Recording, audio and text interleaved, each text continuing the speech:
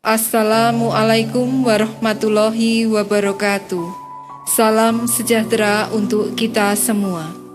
Saya Heni Widayanti dari SMA PGRI Srengat, Kabupaten Blitar, peserta Diklat Calon Kepala Sekolah Provinsi Jawa Timur tahun 2021. Dalam kesempatan yang berbahagia ini, akan saya sampaikan hasil kegiatan rencana proyek kepemimpinan dan peningkatan kompetensi. Selamat menyaksikan. Lembaga Pembangunan dan Pemberdayaan Kepala Sekolah mempersembahkan unjuk kerja rencana proyek kepemimpinan kepala sekolah, kajian manajerial dan peningkatan kompetensi dalam Diklat Calon Kepala Sekolah tahun 2021 Provinsi Jawa Timur, dibimbing oleh Dr. Andus Puku Santoso MPD, Pengawas Pembina SMA Wilayah Kabupaten Kota Blitar, selaku Pembina 1, dan Dr. Anda Wiwik Dwi Astuti MPD, selaku Kepala SMA Negeri 1 Ponggok Kabupaten Blitar, dan Pembina 2. Kegiatan rencana proyek kepemimpinan dapat terlaksana dengan baik. Salah satu tugas mengikuti Diklat Calon Kepala Sekolah adalah membuat rencana proyek kepemimpinan. Proyek rencana kepemimpinan adalah jabaran rencana pengembangan sekolah secara operasional yang di dalamnya memuat proyek kepemimpinan calon kepala sekolah dalam menjalankan program atau kegiatan untuk peningkatan kinerja sekolah. RPK disusun sebagai upaya untuk meningkatkan kompetensi dan kinerja calon kepala sekolah, serta mampu meningkatkan kualitas pembelajaran dan mencapai pada titik student well-being. Selain itu, RPK ini hendaknya mencerminkan nilai-nilai kepemimpinan, pembelajaran, pengembangan kewirausahaan, dan kepemimpinan sekolah. Tahap penyusunan RPK meliputi 1. Mengidentifikasi masalah pembelajaran yang terjadi di sekolah. 2. Mencari gagasan inovasi pemecahan masalah. 3. Menyusun langkah-langkah pemecahan masalah. 4. Menyusun instrumen monitoring dan evaluasi. 5. Penyusunan jadwal RTL. Pada tahap pengidentifikasi masalah pembelajaran yang terjadi di sekolah, calon kepala sekolah hendaknya melakukan kajian terhadap standar nasional pendidikan kompetensi lulusan yang capaiannya masih rendah. Setelah itu, dilakukan telaah dan analisis terhadap SNP isi, SNP proses, dan SNP penilaian untuk menentukan salah satu aspek yang menyebabkan masalah utama tersebut terjadi. Rencana proyek kepemimpinan dilaksanakan di SMA PGRI Srengat Kabupaten Blitar berdasarkan hasil diskusi dengan tim guru mata pelajaran, menghasilkan sebuah temuan permasalahan yang harus segera diatasi. Masalah yang ditemukan, rendahnya berpikir kritis peserta didik dalam memecahkan masalah materi pembelajaran. Solusi yang dikembangkan, implementasi problem-based learning untuk meningkatkan dimensi pengetahuan faktual, konseptual, prosedural, dan metakognitif peserta didik.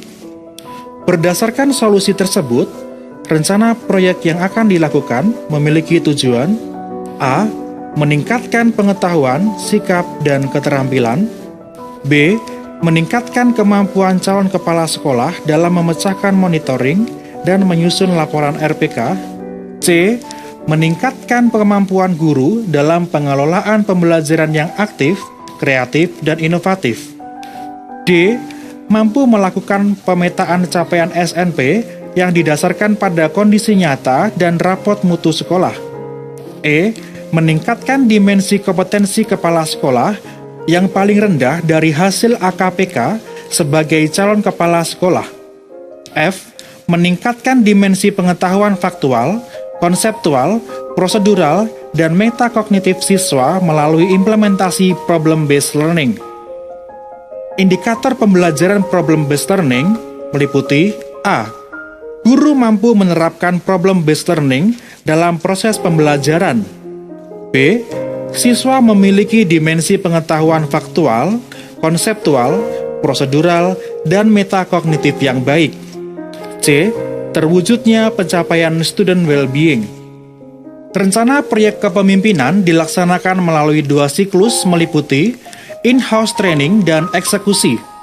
RPK dilaksanakan minimal 2 siklus.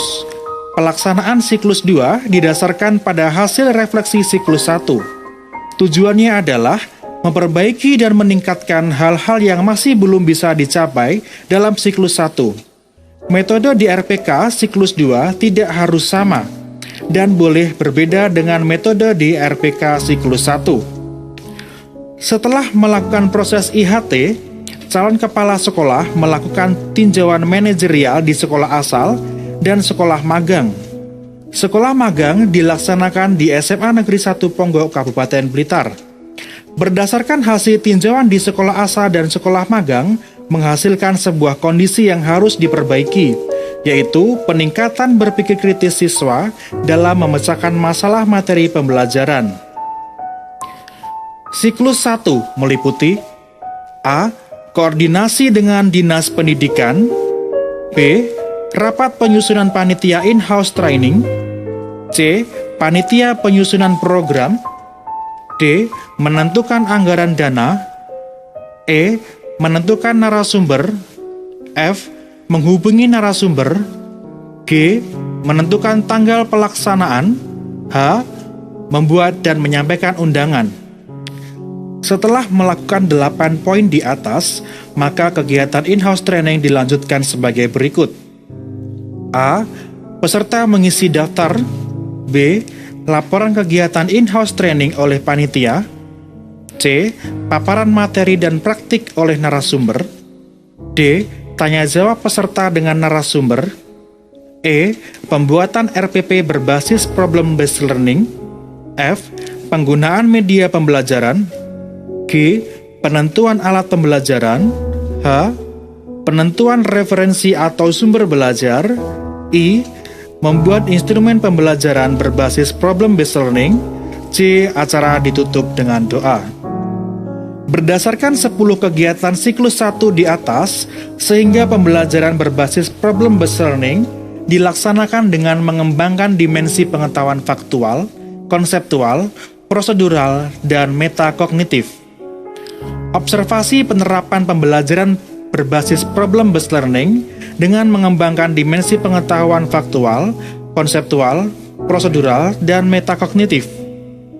Menganalisis penerapan pembelajaran berbasis problem based learning dengan mengembangkan dimensi pengetahuan faktual, konseptual, prosedural, dan metakognitif. Meninjau penerapan pembelajaran berbasis problem based learning dengan mengembangkan dimensi pengetahuan faktual, konseptual, prosedural, dan metakognitif.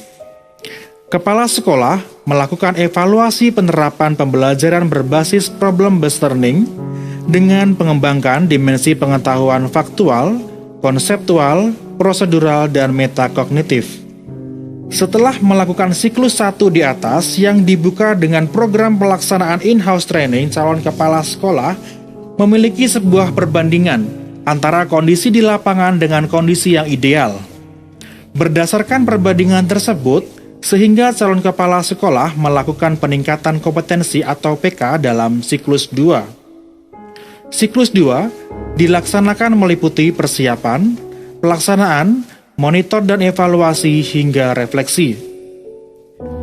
Kegiatan persiapan meliputi A. Koordinasi musyawarah kerja guru di sekolah, B. Menentukan panitia musyawarah kerja guru, C. Membuat undangan musyawarah kerja guru, D. Menentukan anggaran belanja, E. Menentukan jadwal musyawarah kerja guru, F. Menyampaikan undangan musyawarah kerja guru. Kegiatan pelaksanaan meliputi A. Peserta mengisi daftar hadir, B. Laporan ketua panitia, C. Sambutan kepala sekolah, D. Musyawarah guru membahas hasil refleksi siklus 1, E. Presentasi hasil kerja guru tentang penerapan pembelajaran berbasis problem based learning dengan mengembangkan dimensi pengetahuan, faktual, konseptual, prosedural, dan metakognitif.